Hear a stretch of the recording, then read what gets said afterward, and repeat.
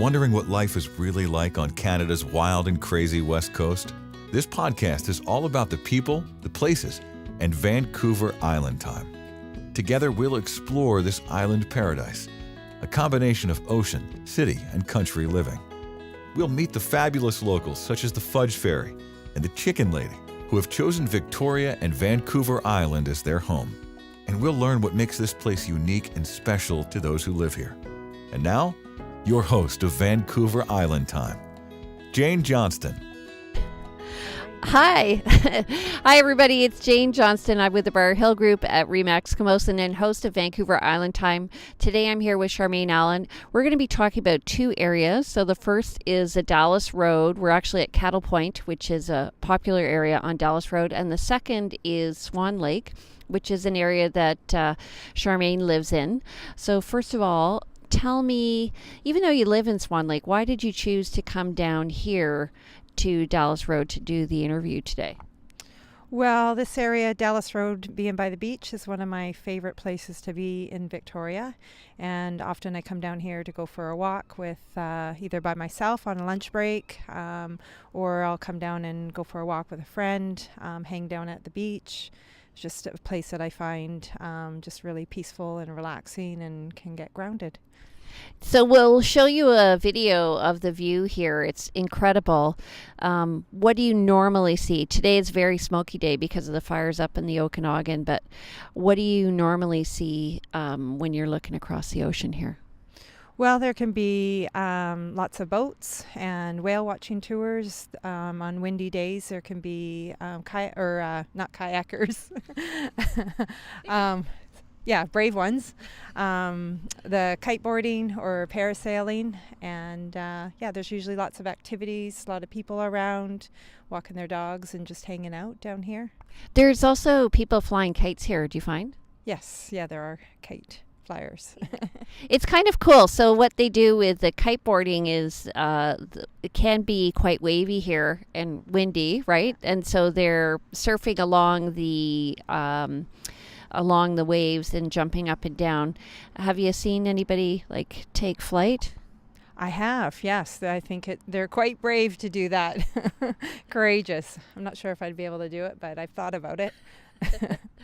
So what else is there to see and do along Dallas Road?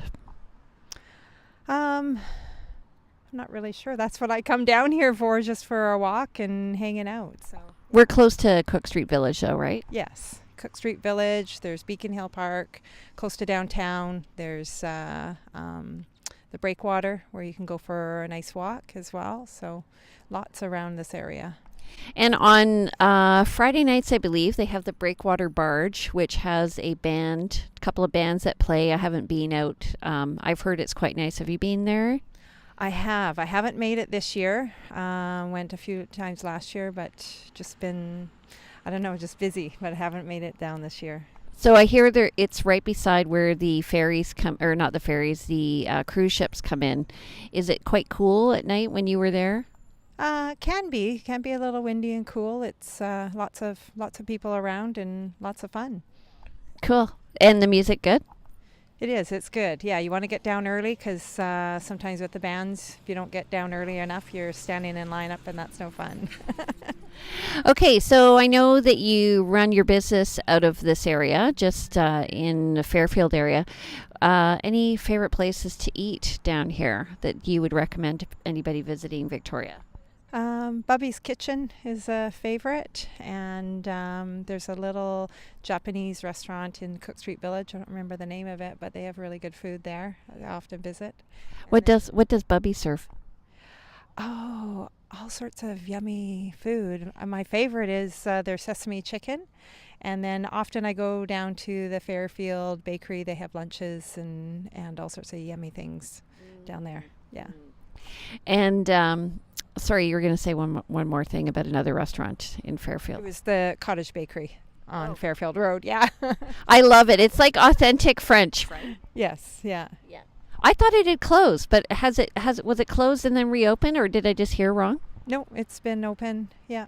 Okay. Yeah. And then what else? What other amenities in Cook Street that you like to take advantage of? Starbucks and just around in the village.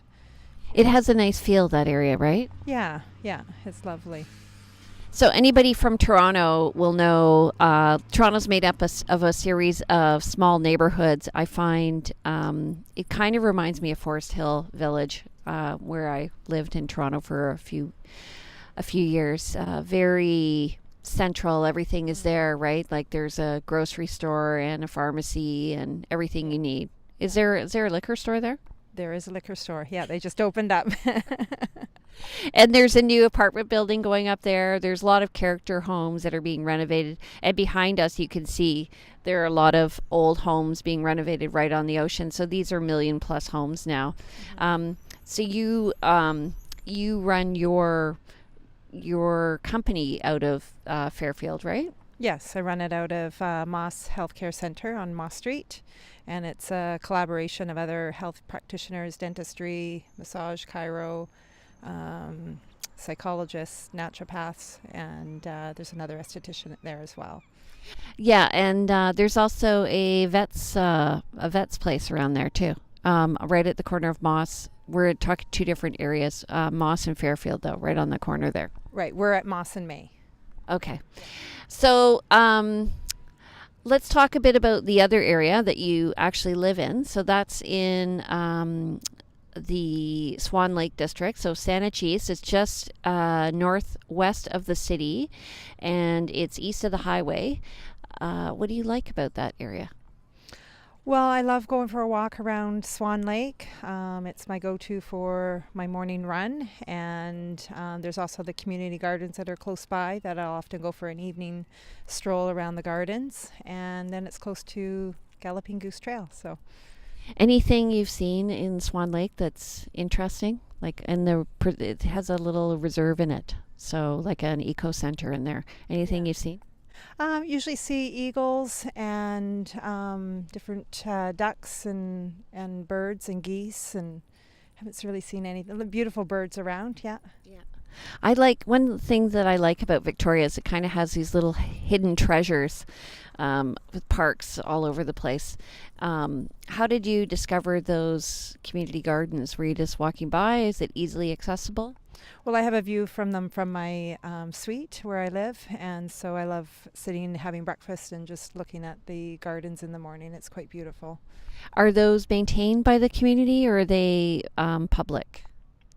I think you have to be a member because they don't really let anybody into the gardens, so I think you have to be a member. So there's different people caring for their gardens, and so yeah, it's fun watching it grow through the season. So what about around there to eat? So somebody's visiting with a friend or maybe staying in a bed and breakfast, that area, where would you recommend they go to eat? Well, one of my favorite places is Yoshi Sushi. I love Japanese food. I tried the Big Wheel Burger. It was earlier this year, so I hadn't had a burger there. It's very good if you want a good fast food burger. And then, of course, there's Uptown. It's really close to where I live. There's Brown's Social House. And those are kind of the places that are pretty close to where I live. Yeah, Brown's Social House has really taken off, don't you find? Yeah, it's a great place to be. Yes. Good food. Yeah, so Uptown Mall just completed maybe, 5 years ago? Mm-hmm. Yeah. And so they have a Whole Foods there? They have, Whole Foods. They have a Walmart. They have shopping. They have the Brown's Social House. They have kind of a little bit of everything. Daycare? I didn't know they had daycare. They have daycare. Kids. Okay. Yeah, Best Buy. They have a really nice furniture shop there too. Urban Barn. Been in there? Yes, I have been in there. Yeah. I like to go in and just tease myself about what I'm going to possibly buy but never do. Okay. Right. So what about the Galloping Goose goes around there, right? Where you live? Yes. Yeah. And what do you find in terms of accessibility to different areas of the city from that location of Swan Lake? Well, I can bike right from my place, bikes along the gorge, Selkirk Waterway, where one of the rowing clubs is, and go right into town. So that's kind of nice and convenient. How long does that take? From my place to Fairfield, 25 minutes. Isn't that great? Yeah, it's a really great bike ride. And what about in the western communities? Do you get out there from where you live on the Goose? Once in a while I've biked to Thetis Lake, but I haven't been any further than that. Yeah. And tell us about Thetis Lake. It's a great lake to swim in. It's nice and warm, and it gets really busy in the summertime, but there's lots of activity there. You can walk around the lake. It's another favorite place of mine to go to if I just want to get among the trees and have a good walk. And it's quite a long walk though, right? Yeah, I think both lakes, it takes me about 40 minutes, and I usually feel pretty safe walking on my own or going with friends. Yeah. A lot of teenagers go in the summer. Yes, that's why I kind of avoid going to the beach there. I'll find another beach to go to that's a little quieter. Yeah. So I find, coincidentally, there are people who are walking by us right now with dogs. I find that Victoria is very dog friendly, and there are off-leash parks, of which Thetis Lake is one of them when you're walking your dog. So what do you find about, what are your general impressions about Victoria as a whole? For someone who's visiting from afar, what would you say, why choose Victoria as a place to live? Well, I don't want too many people moving here. Just kidding. It's beautiful. Yeah, I moved away once to Alberta for a few years, and my cousin said, "Why are you doing that?" And after a year or two, and coming back home, it's a beautiful place. There's lots of outdoor activity. There's the ocean. There's lakes. There's so much to explore on Vancouver Island that I haven't even probably touched the tip of myself. So yeah, there's lots to do here. Okay, top 3 things that you would recommend people do on Vancouver Island outside of Victoria. Can you think of that? Oh, well, I'm originally from Sauk, so there's lots of beautiful beaches out there. I love going out to Port Renfrew.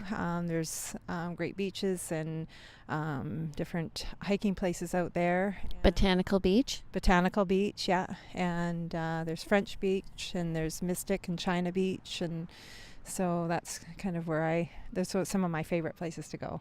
Some of those are hiking, and some of those are like, so China Beach, you can stay over at. It actually has a camping ground. Yes, yeah.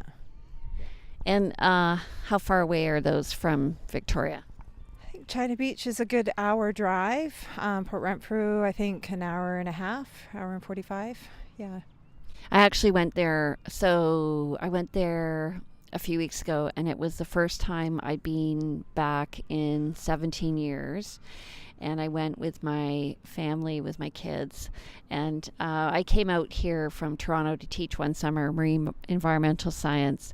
And Botanical Beach was one of the places that we went to. And it's absolutely fabulous, don't you find? At low tide, it's gorgeous, yeah. Yeah. You can see, it's like walking through hundreds of aquariums. It's just beautiful sandstone. It's being carved out by these urchins and other rocks and all different sizes, right? Yes, yeah. Yeah, and Port Renfrew is really growing over the last few years as well. Yeah, and you can stay. They have little cottages for rent. Seem quite quaint now. Yeah, it's beautiful. There's actually a guy when you're coming back just before you get to Shirley that's a forager. Have you been to his forage? They have he does a little demonstration of how to forage. He makes metal feathers. Oh, okay. No, I haven't seen that. Yeah. Something to see and do next time. Okay, what about going up island the other way on the east coast of Vancouver Island? I usually go to Cowichan Lake. There's lots to do around Cowichan, and Parksville is another beautiful place to go to as well. So Cowichan, they have also the Cowichan River and the tubing. Have you done that? I have not. One day I will. I did. It's a lot of fun. So you buy an inner tube, and unfortunately when I did it, I had a bruise on my backside, and every time I went over a rock, I hit that one particular bruise. But what you do is hike up the river and then float down and then hike up the river. So we've been given a great overview of Vancouver Island, Southern Vancouver Island by Charmaine. Everything to see and do from downtown Victoria on the Dallas Road Trail to Swan Lake out to Sauk. So if you're interested in knowing more about real estate in Victoria, you can give me a call. I'm Jane Johnston with the Bear Hill Group at Remax Camosun. And stay tuned, because we're going to be talking to Charmaine about her business, Luminesce Skin. And we'll be talking to her about why she chose Fairfield as an area in which to practice and how her business is different than other aesthetic industry businesses. And if you want more information about our program or you want to be a guest, please go to our website at vancouverislandtime.com and click on the bottom, be a guest, fill in the blanks, and we'd love to hear from you and hear your story about Vancouver Island. Vancouver Island Time is brought to you by the Briar Hill Group at Remax Camosun, Victoria, where we bring local expertise and global presence to your property. Hi again, everybody. It's Jane Johnston with the Briar Hill Group with Remax Camosun and host of Vancouver Island Time. I'm here today with Charmaine Allen. She's going to be talking about her business, Luminesce Skin. And we're in the Fairfield area because this is where you practice out of. So why... First of all, tell us about your business. What is it that you do exactly? I do advanced skincare treatments. I'm a skincare specialist, and I do facials and laser treatments for anything from sunspots to spider veins to skin tightening, and then I also do the eyebrow microblading. What do you find is I imagine this is all subject to trends that come and go over time. What's the trend right now? I think people are a little bit more conscious of looking after their skin, and I think it's something that people are putting a little bit more priority, and just wanting to have healthy skin. So I'm the worst candidate for this because here I am sitting here. I drive around in a convertible in the summer and I'm outside all the time. I don't take care of my skin at all. So do you find, is it aging or is it lifestyle that ages skin prematurely? What are the causes of it? Both. It's lifestyle and 70% lifestyle and then 30% natural that will age. So there's a lot that we can do to stay young and look young. So when we recently went to a conference together, eWomen Network conference in Dallas, and you were talking about skincare and stuff like that. How are you different than other skincare specialists? Well, I think what's important is to have the skin properly assessed, and when that's done, then people can have the right products. I personally believe people don't need to use a lot of products, just the right products, and I think that's where people get disappointed in things that they've bought. Maybe it hasn't been the right thing for them, or they don't realize that there's a difference between different active ingredients in products, and they may buy something and then it's not working as it was told to them or what it says on the bottle, and so there's a lot around the science of products, ingredients that can affect the skin in a positive way. So when somebody comes, you're saying that you assess them. What is it that you're looking for? Well, I discuss a little bit lifestyle, and mostly when I look a little closer at their skin, I can tell what's going on and what's needed for their skin. Yeah. I'm feeling very self-conscious right now. Here I am, all trying to focus on you, and the bright sun doesn't help. So so I guess tell me about a regular appointment. So somebody comes in, what's a regular appointment with you? I usually just find out what their goals are with their skin, what their concerns are, what they've been struggling with, and just listen to them around that, and find out what products that they're using, if there's anything that's worked for them.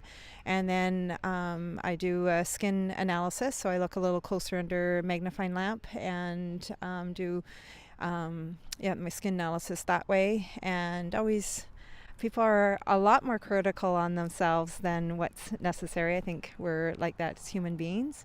And just make a prescription of what I'd recommend and give some education on healthy skin and how to protect it.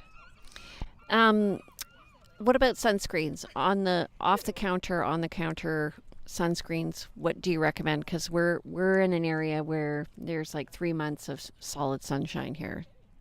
Yes, and we have the UVA rays 365 days out of the year, which UVA is what does most of the damage. So I'm a big promoter of non-chemical sunscreen, wearing it all year long. In the creams that I have, it has it in the creams. And the chemical sunscreens can break down the skin. The chemicals obviously aren't good for our oceans as well, so I'm a big promoter of not wearing any chemical sunscreens. Zinc and titanium are the two natural sunscreens. So they would come in a cream format? Yes. Yeah, they either come in a cream format or mineral powder. So I found with the zinc, when I've put it on, it's kind of solid. Yes. So the newer formulations, it's quite micronized. The problem with the mineral sunscreens, sometimes they can be thick, sticky, or oily.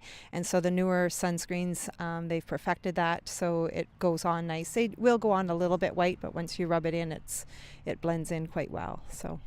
I may be talking to you. Yeah. Okay. And in terms of, so I'm assuming, do you work with both men and women? Yes. Yeah, I have both clients that come in. More men are wanting to look after their skin as well. That's very interesting. Is that a new trend?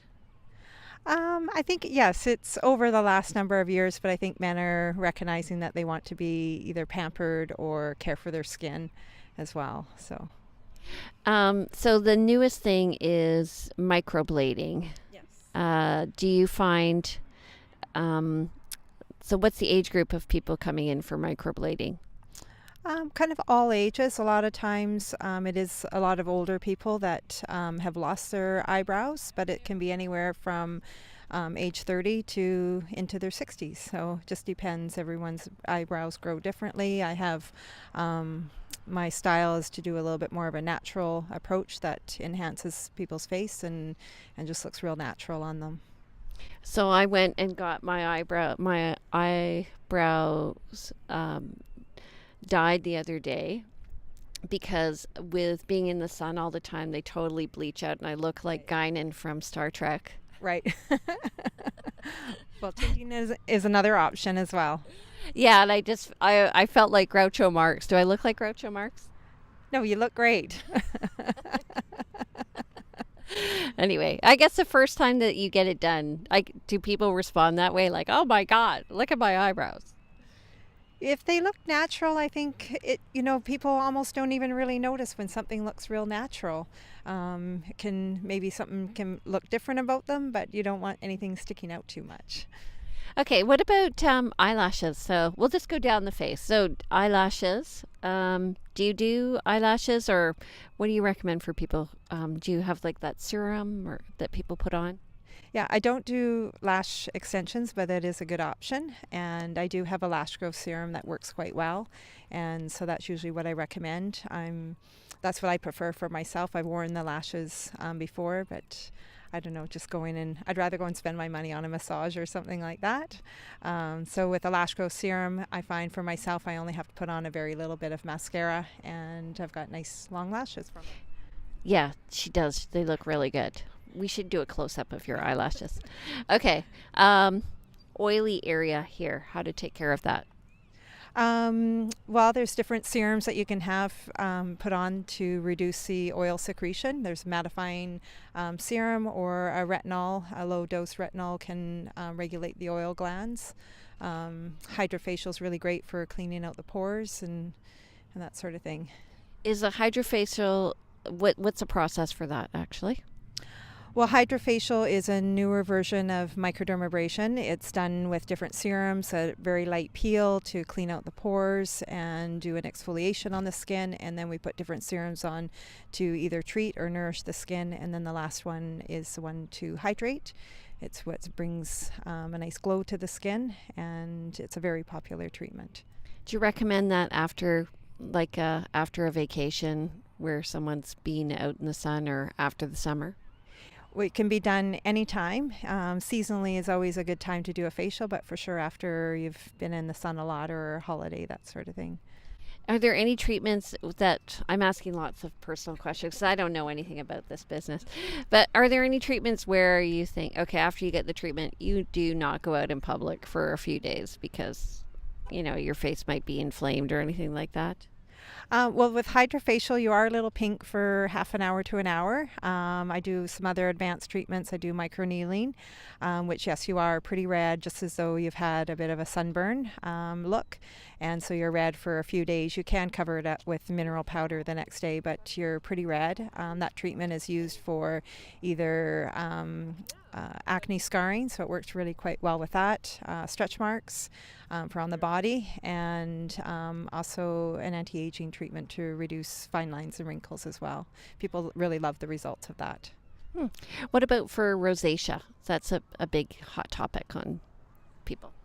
Rosacea, I do usually get them on Rosacea skincare line, and then laser genesis is a really great treatment. Get really good results with any of the treatments that I do. They're not aggressive treatments; it's more progressive. So I always say slow and steady wins the race, and unfortunately, everyone always wants instant results. But over a few months, people can really start to see a difference in their skin. And I do before and after photos, which is really helpful because sometimes when there's slow changes in the skin over a couple months, people don't always see that themselves in the mirror, and then when they see the before and after photo, it really shows the change in their skin. What about for facial hair? Facial hair, I don't do anything for facial hair, but there are, either waxing, or a lot of places do dermaplaning for facial hair. And well, I do laser hair removal for darker hair as well. Yeah. Okay, lips. Lips, I don't do any injections for lips. Yeah.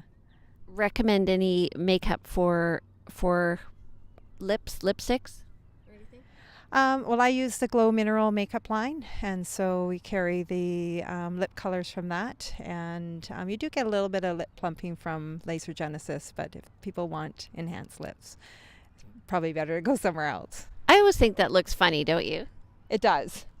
I'm not a big fan of it, but I think what happens is people, they get a little bit done and then they want a little more and yeah. Yeah, I was looking online yesterday at people who've had some work done, and you look at the before of a beautiful woman and then the after, and really they're going for this ideal look, and in the end they all look the same. They're not individuals. So I find that, do you find, are people trying to achieve that? What is their objective when they're coming to visit with you? Is it because they're looking to achieve a beauty objective, or they're dealing with an issue? Well, I'm a real promoter of enhancing natural beauty, and there's a lot of things that you can do in a subtle way. And I think, women that of age, when they have nice, healthy, glowing skin and look after themselves, that outshines any of the artificial stuff. I like that philosophy. Okay, what about hormones? So teenagers and also men and women going through changes later on in life, i.e. hot flashes and stuff like that, where things are changing up. Well, that's usually where I turn it over to the naturopaths. That's kind of out of my realm. So often I'll work with, there's a couple naturopaths at Moss, and there's another naturopath that I work with that she specializes in dermatology issues. So that's kind of out of my realm. Out of your realm. But do people start breaking out after, like, when those hormones are happening? Yes, it can cause acne, adult acne, which is not always fun at age 40 or 50. But there's lots that I can do to help them with the breakouts as well. So about where you work. So you work in you don't work in what I would say is a regular aesthetics office. You work in a kind of a holistic community, right? Yeah, it's Moss Healthcare. There's naturopaths, there's psychologists, there's chiro, massage, and there's dentistry.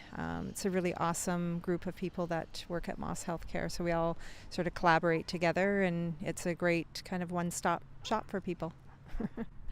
So if people want to get in touch with you, because we are coming to the end of our interview, are you surprised? Yes, it went by very fast because I was very nervous. So if people want to get in touch with you, first of all, what's your location, what's your website, and what's your number?